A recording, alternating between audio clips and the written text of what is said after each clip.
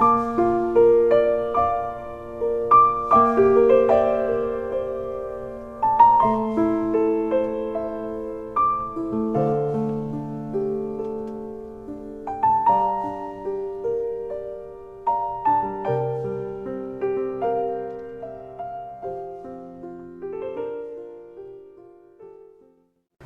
이사야서 60장 18절부터 22절까지 말씀 함께 교독하시고 하나님의 영광이라는 제목으로 함께 말씀을 살피겠습니다.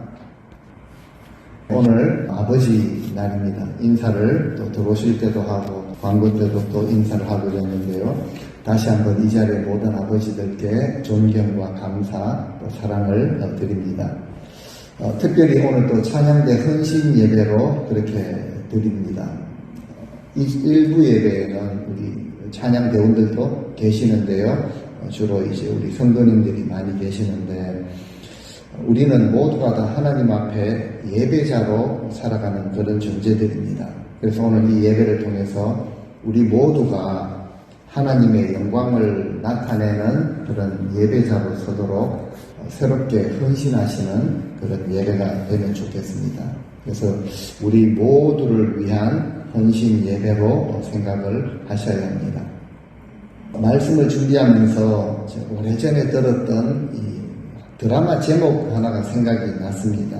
보신 분들 계실지 모르겠지만 해를 품은 달이라고 혹시 들어보셨는지 모르겠습니다. 저는 드라마를 잘 보지를 않아서 본 적이 없고 내용도 모르는데 제목이 참 마음에 와닿아서 한번 검색을 해보니까 김수현, 한가인이 주연을 했던 그런 드라마입니다. 제목이 말해주듯이 달을 상징하는 한 여인이 감히 그 해라고 표현할 수 있는 왕, 감히 범접할 수 없는 왕을 품었다 이렇게 해석을 할 수 있죠. 오늘 말씀에 이 하나님의 영광, 말씀 제목처럼 하나님의 영광이라는 표현이 많이 나타나는데요. 이 하나님의 영광은 정말 귀한 것입니다. 감히 피조물인 우리 인간이 품을 수 없는 것이었습니다. 그런데 하나님은 그 귀한 영광을 그 사랑하는 백성들에게 비추어 주시고 부여해 주셨다는 것을 의미하는 것이죠. 그리고 우리는 이 예배자로서 그 귀한 영광을 높이며 노래하는 자가 되어야 한다는 것을 뜻하죠. 그러니까 감히 하나님의 영광을 품은 성도라고 말할 수가 있겠습니다. 예수님을 믿고 교회에 출석을 하시면서 지금까지 우리가 예배를 드렸는데요. 이 자리에 계신 우리 성도님들은 예배가 무엇이라고 생각을 하십니까? 진정한 예배는 영과 진리로 드려지는 것이다 라고 주님께서 말씀을 하셨습니다. 그래서 우리는 얼마나 이 영과 진리로 하나님을 예배하는지, 진정으로 예배하는지, 예배를 드리는지 살펴보아야 합니다. 제 이야기를 잠깐 하자면은 제가 유학 와서 교회 음악을 공부하기 전에도 4년간 이제 음대 다닐 때 1학년 때부터 찬양대 지휘를 하면서 교회를 섬겼습니다. 신대원을 다니는 동안 교회에서 음악 전도사로 또 5, 6학년 소년부 전도사로 함께 그렇게 섬겼고 다코마에 와서 6년 동안 음악 목사로 섬기면서 누구보다도 예배에 대한 그런 고민을 많이 했습니다. 특별히 교회 음악 공부할 때 미국 교회든 어느 교회든 정말 예배를 잘 드리는 교회가 있다면 한번 찾아가서 예배도 드리고 또 배우려고 노력도 했습니다. 그러면서 우리가 이 드리는 예배를 돌이켜 볼 때 우리 예배가 너무 형식에 빠져있다. 매너리즘이라고 표현할 수 있는데요. 습관에 젖어있는 예배. 찬양은 그저 좀 감성적이 되었고 음악적이고 좀 기능적인 그런 요소로 전락해버린 것 같아서 참 안타까웠습니다. 제 표현이라기보다는 하나님께서 그렇게 말씀을 하셨죠. 제사를 드리러 오는 자들에게 내 마당만 밟을 뿐이다 라고 그렇게 하신 말씀. 또 아모스에 보면은 네 노래 소리를 내 앞에서 그칠지어다. 그 정교하게 뛰어난 실력으로 연주하는 비파 소리도 내가 듣지 않겠다라고 하신 이 말씀의 의미를 우리가 깊이 생각해 보아야 합니다. 짧은 기간, 뭐 길지도 않지만 짧지도 않은 그런 시간 동안 음악 목회를 하면서 제 모습을 통해서 또 많은 그런 모습을 보면서 안타까운 상황들을 많이 경험했습니다. 어떤 지휘자들은 그저 음악 만드는 것에 여념이 없습니다. 근데 명분은 좋게 내세웁니다. 최고의 하나님께 최선의 찬양을 이렇게 강조를 하면서 하나님 앞에서 찬양을 드리는데 찬양 대원들 자세가 그게 뭡니까? 감히 지각을 할 수 있습니까? 고통을 쳐가면서 열심히 자기 음악을 만드는데요. 이런 사람들은 참 박을 길이 없다라는 것을 깨닫게 되었습니다. 또 어떤 찬양 인도자들은 자신이 인도할 때 찬양곡 순서도 아주 멋지게 잘 연결을 합니다. 기타, 드럼, 신디, 마이크 사용도 아주 뛰어나죠. 훈련받은 것은 있어서 지도는 잘 하는데 정작 다른 사람들이 찬양을 인도하면은 자신은 절대 찬양하는 법이 없습니다. 뒤에서 팔짱 끼고 관찰하죠. 악기는 어떻게 사용하나, 곡 전체 흐름은 어떤가 판단이나 하고 그렇게 정작 찬양하거나 예배를 하지 않는, 예배를 드리지 않는, 아무리 인도를 잘한다 해도 예배자라고 할 수가 없는 것이죠. 그저 기능인들입니다. 이런 찬양 사역자들의 모습을 보면서 저 자신을 돌아보게 되었습니다. 저에게도 그런 모습이 발견될 때마다 소름 끼칠 정도로 반성을 하죠. 하나님 앞에 진정한 예배자로 서기 위해서 몸부림을 치게 됩니다. 설교도 마찬가지라고 생각합니다. 제가 목회자로서 만약 제가 설교할 때는 성도님들이 아멘 화답도 하고 은혜도 받아야 하지만 막상 다른 목사가 설교할 때는 그래 이 본문 가지고 얼마나 설교 잘하는가 보자 뭐 이런 자세를 가지고 있다면 얼마나 끔찍한 모습이겠습니까?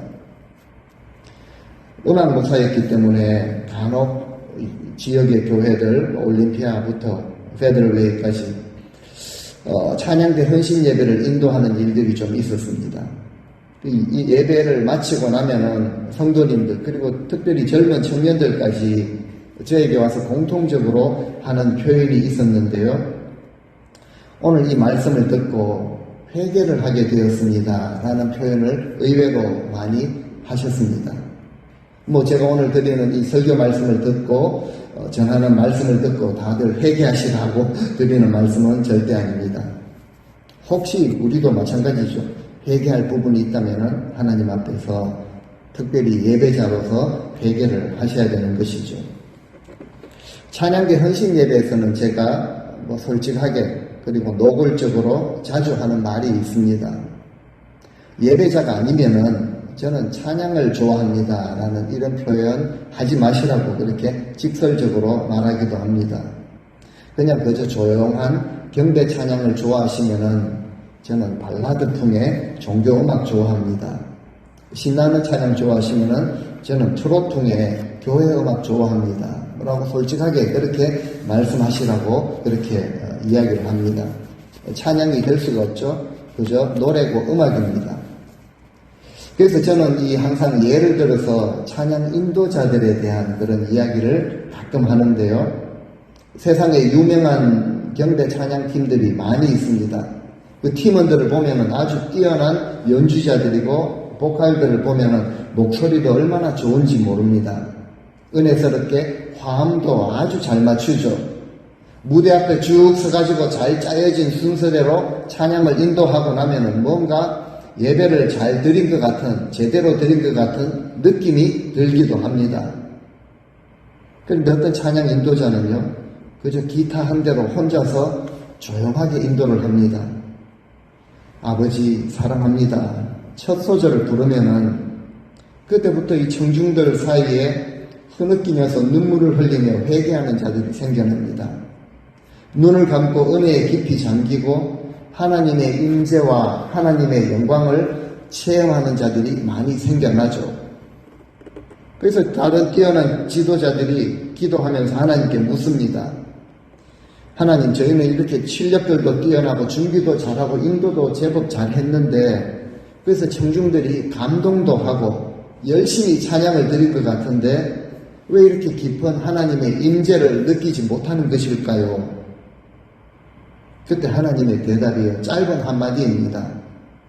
그 인도자들에게 들려주시는 하나님의 대답이 쟤는 나랑 친해. 그 인도자는 늘 하나님과 친밀하게 교제하는 진정한 예배자였다라는 것을 하나님이 말씀해 주시는 것이죠. 그래서 그 사람이 인도하는 찬양 가운데 하나님께서 임재하시는 것입니다. 저는 이 자리에 계신 우리 찬양 대원들도 계시고 우리 모든 성도님들께서 정말 하나님 앞에 하나님과 친밀한 진정한 예배자들이 계실 수 있기를 주님의 이름으로 축원을 드립니다. 참된 예배가 무엇인지, 진정한 찬양이 무엇인지 오늘 우리 성도님들과 함께 이런 거룩한 고민을 해볼 수 있는 시간이 되면 좋겠습니다. 아버지 날이죠. 하나님을 아버지로 우리가 모시고 살아가는 하나님의 자녀들이 정말 세상의 육신의 아버지와는 비교가 되지 않을 정도로 높으신 그리고 거룩하신 하나님 앞에, 우리에게 구원을 선물로 주신 하나님 앞에 어떤 자세로 예배를 드려야 하는가를 진지하게 고민해 보시면 좋겠습니다. 이사야서를 통해서 발견되는 예배의 모습에는 무엇보다도 하나님의 영광이 충만한 것을 우리가 발견하게 됩니다. 이사야 6장에 이사야가 이제 우시야 왕이 죽던 해에 성전으로 들어가죠. 왕이 죽었으니 참담한 마음으로 성전에 들어가서 하나님 앞에 앉았는데 그때 무엇을 보게 됩니까? 주께서 높이 들린 보좌에 앉으셨는데 그 옷자락이 성전에 가득했다라는 것을 보고 그렇게 기록을 합니다. 성전에 보니까 흰 천이 가득 찼다라는 것이 아니라 성전 안에 임하신 하나님의 영광을 보게 된 것이죠. 그리고 천사들이 하나님을 수종하고 서 있는데요, 6날개를 가지고 있습니다. 2날개로는 얼굴을 가리고 감히 그 하나님의 귀하고 높은 영광을 볼 수 없기 때문에 얼굴을 가리고, 2날개로는 날고 2날개로는 수치스러운 그 발을 가리면서 하나님의 영광을 찬양하는 것을 보게 됩니다. 즉 하나님 앞에서 자기 자신을 낮추며 자신을 부정하는 것이죠. 이처럼 하나님의 영광을 경험하는 자들은 자아를 부정하게 되어 있습니다. 그리고 그 앞에서 잠잠하게 되어 있습니다. 이처럼 자아를 부정할 때 그 귀하고 거룩한 하나님의 영광이 나타나는 것이죠. 혹 교회 안에서 공동체가 시끄럽고 흔들리고 신앙이 무너지고 여러 가지 문제가 생겨나는 것은 2날개로 자신의 얼굴을 가리려는 겸손, 그리고 2발로는 자기의 죄악과 수치를 가리려는 이런 철저한 회개가 사라졌기 때문이라는 것이죠. 오히려 자신을 드러내려는 교만이 있기 때문에 문제들이 생겨나는 것입니다. 우리가 하나님 앞에서 자기를 부정하고 하나님의 은혜를 구할 때 그때 하나님의 영광이 드러나는 것이죠. 그래서 그 천사들이 노래하기를 오늘 우리가 찬송 드린 것처럼 거룩하다 거룩하다 거룩하다 만군의 여호와여 그의 영광이 온 땅에 충만하도다 라고 찬양하는 소리를 듣게 된 것입니다. 이렇게 천사들이 화답하는 소리로 성전이 요동을 하게 되죠. 그리고 성전 안에 연기가 충만한 것을 보게 됩니다. 하나님께서 임재하시는 곳에는 항상 이런 진동의 역사가 반드시 나타납니다. 진정으로 하나님을 예배하는 자들에게는 하나님을 경외하는 그 마음, 하나님을 경외함으로 하나님을 두려워하는 마음, 하지만 하나님을 경홀히 여기는 자들의 심령에는 두렵고 떨리는 이런 진동이 임하게 되는 것이죠. 그래서 진정한 예배자는 한 사람이 찬양을 인도하더라도 그곳에 하나님께서 임재하시기 때문에 청중들의 심령이 떨리게 되고 회개하게 되죠. 깊은 은혜 가운데 잠기게 되는 것입니다. 심지어 이사야 선지자는 선지자였음에도 불구하고 이런 하나님의 임재 가운데 가장 먼저 자신의 죄를 발견하면서 고백을 했죠. 어떤 죄였습니까? 화로다 나여 망하게 되었도다. 나는 입술이 부정한 자요. 라고 그렇게 고백을 했습니다. 참 놀라운 일입니다. 메시아가 오실 것이다. 메시아가 한 처녀의 몸에서 탄생할 것이다. 라는 메시아 예언을 풍성하게 전했던 이사야 선지자임에도 불구하고 그 하나님의 임재 가운데 자신의 죄를 발견하면서 고백하기를 화로다 나여 망하게 되었습니다. 나는 입술이 참 더러운 사람입니다. 라고 고백을 했던 것이죠. 하물며 우리는 어떻겠습니까? 하나님 앞에서 우리의 자아가 무너지고 임재를 경험하지 못하면요, 늘 교회의 문제, 다른 사람의 문제, 어떤 사람의 문제라는 것을 발견하게 되지만 하나님의 영광을 경험하고 나니까 이 문제가 바로 내가 문제였다라는 것을 발견하게 되는 것, 이것이 바로 진정한 예배자의 모습이다라는 것을 우리에게 보여주십니다. 이렇게 자신의 부정을 고백할 때, 추함을 인정하며 고백할 때 하나님께서 제단의 숯불을 입술에 대시면서 말씀하시죠. 네 악이 제하여졌고 네 죄가 사하여졌느니라. 사죄의 은총을 베풀어 주신 것입니다. 이제 오늘 본문 60장에 와서 이사야는 그 백성들을 향해서 일어나라, 빛을 발하라. 몇 주 전에 나누었던 말씀이죠. 일어나라, 빛을 발하라. 이는 내 빛이 이르렀고 여호와의 영광이 내 위에 임하였음이니라. 하나님의 영광을 경험한 자들은 일어나서 빛을 발하는 그들의 삶이 예배가 되는 이런 삶을 살아야 하는 것을 우리에게 보여주고 있습니다.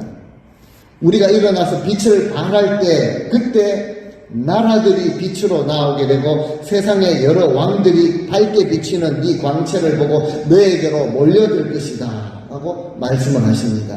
눈을 들어서 사방을 보라. 무리가 그냥 몰려오는 것이 아니라 재물을 가득가득 실은 낙타들을 몰고 올 것이다.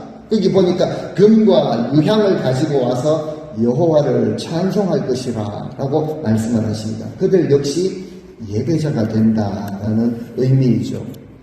그리고 그 재물들을 하나님이 기꺼이 받으십니다. 그래서 내가 내 영광의 집, 이 성전을 더욱 영화롭게 하리라 라고 하시죠. 하나님은 영광을 홀로 받으시는 분이시고 그리고 하나님께 영광을 드리는 백성들을 영화롭게 하시는 분이시다라는 것이죠. 그리고 계속해서 오늘 이제 10절 말씀부터 놀라운 말씀을 하시는데 내가 예전에는 분노하여서 너를 쳤지만 이제는 나의 은혜로 너를 불쌍히 여겼기 때문에 이제 돌아와서 이방인들이 그 무너진 너의 성벽을 쌓을 것이고 그들의 왕들이 너를 섬기게 될 것이라.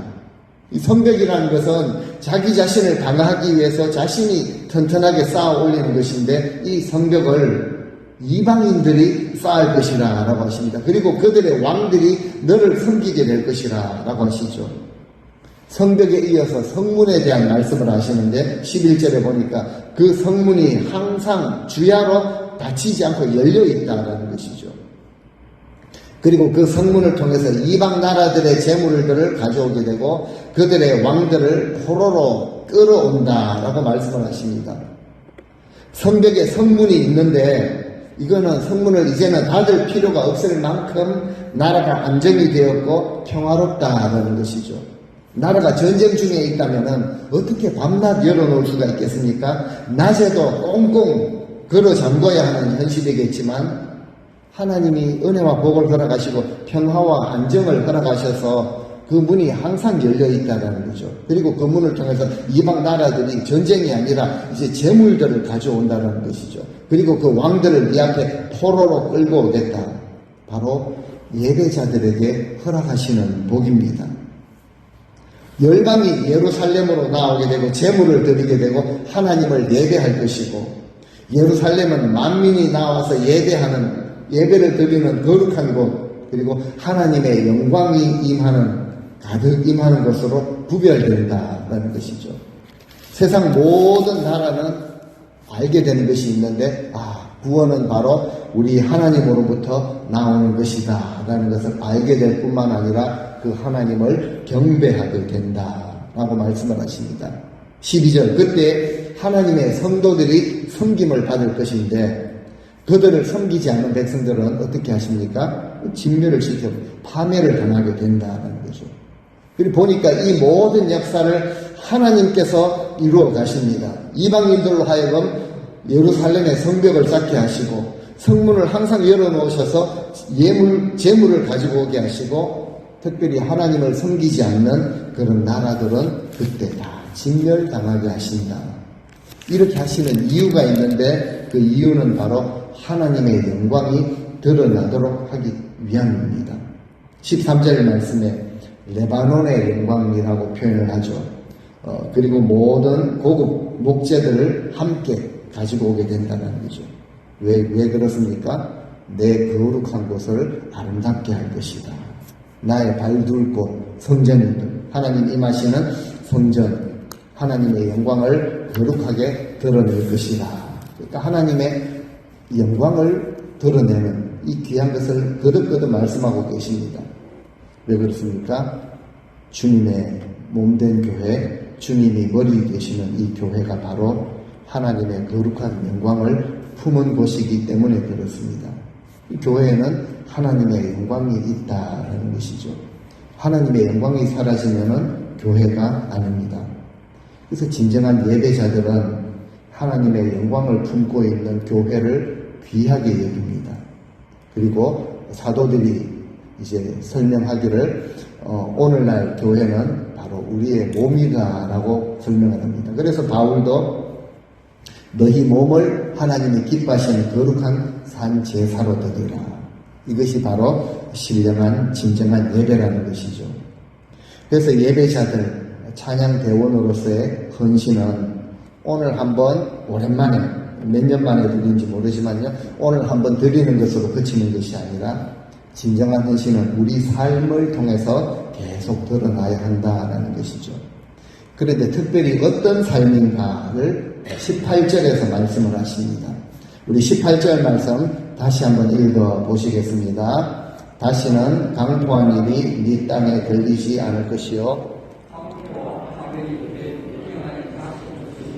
네가 내 성벽을 구원이라 내 성문을 찬송이라 부를 것이라. 그 땅에서 하나님의 백성들이 살고 있는 땅에서는 더 이상 어떤 폭행의 소문이 들리지 않고 그 영토 안에서는 황폐와 파멸이 없을 것이다. 놀라운 복을 허락하시죠. 그리하여서 너는 내 성벽을, 그 성벽을, 이방인들이 쌓아 올린 그 성벽을 무엇이라고 합니까? 구원이라 부르겠고, 그 성문은요 찬송이라, 찬양이라 부를 것이다. 하나님께서 우리에게 둘러주신 그런 성벽은 바로 구원이라는 것이죠. 하나님이 한번 베풀어 주신 구원은 어느 누구도 침범하지 못하는, 무너뜨리지 못하는, 파멸시키지 못하고 혼란스럽게 못하는 든든한 성벽이 되어주신다는 거죠. 구원에 확신이 있는 자들은 웬만한 문제에 그렇게 흔들리지 않습니다. 성벽에 문이 하나가 나 있는데 그 문은 바로 이름이 찬송입니다. 세상 사람들이 재물을 가져오는 통로일 뿐만 아니라 이것은 이 문을 통하여서 이러한 복을 베풀어 주시는 하나님을 향한 우리의 마음의 문이 되는 것이죠. 그 문을 우리는 항상 하나님께로만 열어드려서 감사와 찬송을 드리는 통로가 되게 해야 하는 것이죠. 이사야가 그렇게 고백했듯이 만약 우리 입술의 언어 가운데 거짓이나 허망한 것을 말하거나 험담이나 불평을 하거나 그렇게 하는 것은요, 우리의 마음의 문을 실질적으로 사탄에게 열어놓는 것과 같습니다. 오직 우리의 마음은 하나님께만 열려 있어야 하는 것이죠. 그래서 우리 마음의 감사와 자원하는 심령과 긍정적인 이런 언어와 순종과 찬양의 삶, 이것이 바로 하나님의 축복의 통로로 바꾸어 놓는 것이다 라는 것을 우리가 발견할 수 있습니다. 예배자로서 특별히 찬양대원으로서 우리 입술의 언어는 하나님의 은혜와 복을 누리는데 절대적입니다. 어느 생활이 얼마나 중요한지 하나하나 살펴보지는 않더라도 신약의 사도들이 그렇게 다 표현을 하고 있죠. 오늘 우리는 하나님 앞에서 우리의 입술이 정결하도록 구해야 합니다. 마음의 선문을 하나님께만 열어드리도록 그렇게 헌신을 해야 합니다. 그때 하나님은 더욱 빛나는 영광을 허락해 주실 것입니다. 입술이 정결하지 못할 때 절대 찬양의 삶이나 하나님의 영광을 드러내지 못한다라는 것이죠. 하지만 예배자들에게는요, 밤낮 빛이 되어 주십니다. 그리고 더욱 영광스럽게 해주시는 복을 허락하십니다. 19절에 약속을 하셨는데요. 다시는 낮에 해도 필요 없다. 밤에 달도 빛을 비추지 않아도 된다. 왜요? 오직 여호와 하나님이 우리의 영원한 빛이 되시고 하나님이 우리의 영광이 되신다라는 것을 표현하고 있죠. 그래서 우리는 20절에 보니까 땅을 차지하는, 영원히 차지하는 이런 복을 허락하시죠. 내가 손으로 만든 것으로서 나의 영광을 나타낼 것이다 라고 하십니다. 그리고 더 나아가서 말도 안 되는 이런 영광을 우리에게 허락하십니다. 마지막 22절을 같이 읽겠습니다. 22절 말씀 같이 다시 읽겠습니다. 그 작은 자가 천명을 이루겠고 그 약한 자가 강국을 이룰 것이라. 때가 되면 나 여호와가 속히 이루리라. 하나님의 영광을 귀하게 여기는 백성들은 작은 자일지라도 천명을 이루게 하신다. 약한 자일지라도 강한 민족이 되게 하신다 라고 약속을 하십니다. 말이 안 되는 비유죠. 그런데 이런 복을 허락하십니다. 누구에게요? 하나님의 영광을 품고 그 영광을 귀하게 여기는 백성들에게 이런 풍성함과 강대함과 충만함의 복을 허락하신다는 거죠. 그리고 때가 되면은 하나님께서 지체하지 않고 이 모든 일을 신속하게 이루겠다 라고 약속하시는 것을 볼 때 우리가 하나님의 영광을 어떻게 대하고 하나님의 영광을 어떻게 귀하게 대하는가 따라 우리가 누릴 수 있는 복이 엄청나다라는 것이죠. 이런 아름다운 삶, 능력 있는 삶이 우리 힘으로 가능하지 않습니다. 하나님을 전심으로 예배하는 자들에게 허락하신 복이죠. 하나님을 예배하는 자들은 그 삶에 보면요, 절대 흔들리지 않는 견고한 성벽과 같은 이 신앙의 확신이 있을 뿐만이 아니라 정말 하나님을 경외하는 자들의 입술을 보면은 그 입술의 언어에도 어떤 더러움이나 추악함이나 포악함이나 험담, 악담, 부정함, 경솔함이 없는 정말 거룩한 언어, 넘치는 감사, 하나님의 영광을 높이며 찬양하는 삶을 살게 되는 것이죠. 우리가 이런 삶을 살 때 우리에게 허락하신 이 놀라운 약속의 말씀들을 반드시 이루어 주실 것입니다. 작은 자 같고 약한 자 같은 우리가 천을 이루고 강국을 이루겠다라고 약속을 하셨습니다. 약속하신 그 미래에 영적인 부흥이 있다는 거죠. 우리 자녀들 세대를 향한 부흥이 있다라는 것입니다.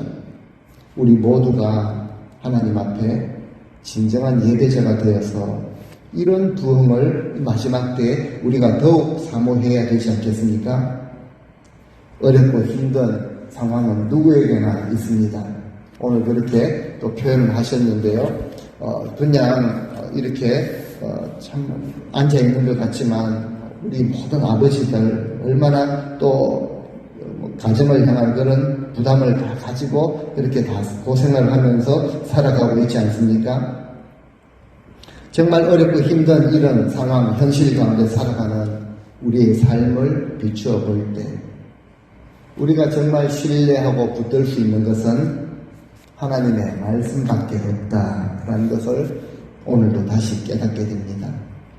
우리 모든 성도님들이 이 약속을 믿음으로 붙드시고 이제 우리 남은 인생 진정한 예배자로 살아가시면서 하나님께서 허락하신 이 귀한 축복과 평강을 누리실 수 있기를 소원합니다.